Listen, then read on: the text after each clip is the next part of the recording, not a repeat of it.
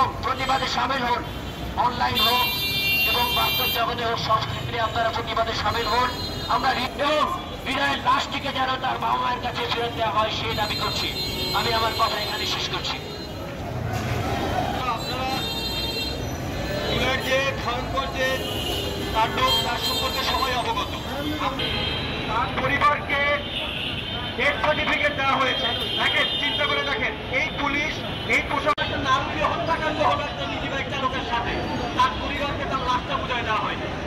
আমরা যেখানে রাখা হয়েছে সেই লাশ তার পরিবারকে ফেরত দিতে হবে এবং জুলাই হত্যাকাণ্ডের সাথে জড়িত আইন শৃঙ্খলা বাহিনী সহ আওয়ামী দোসর সহ সকলের যথাযথ শাস্তি নিশ্চিত। এই রাষ্ট্র কি সেগুলো বন্ধ? এই রাষ্ট্র কি কানা? এই রাষ্ট্র কি কানে শোনো না? আমরা রাষ্ট্রকে বলতে চাই, 24শে জুলাই বাংলাদেশে পরিবর্তন দেখাইছে। পরিবর্তন আবার হয়। রক্ত জায়গা, রক্ত সামনে আগায়, রক্ত পিছিয়ে যায় না।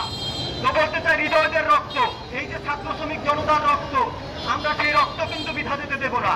বাংলাদেশের মানুষ সেটা বৃথা দিতে দেবে না। বাচ্চাদের ঘুম পাড়ায় শেখ হাসিনা আসবো, শেখ হাসিনা আসবো।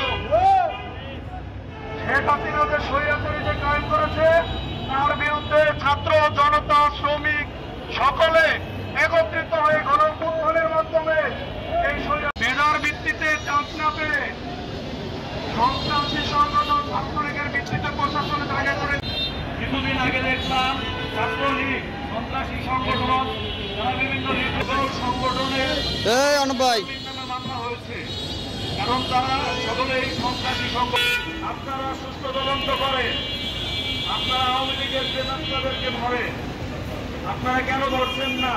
হস্তান্তর করা না হয় তাহলে আমরা শাহবাগ থেকে হাইকোর্টের অভিমুখে যাত্রা করব এবং সেই বক্তব্য শেষ করছি। আসসালামু আলাইকুম।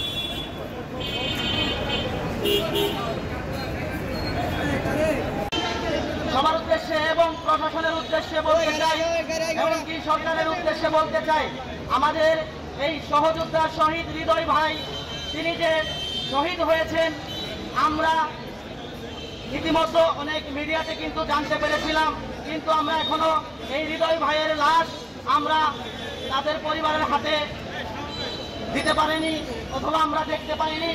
এই জন্য আমি প্রশাসন ঘিরে রেখে তাকে সরাসরি গুলি করে হত্যা করেছে এবং তার লাশটা থানায় নিয়ে যাওয়ার পর এখন পর্যন্ত তার লাশটা কেউ খুঁজে পায় নাই।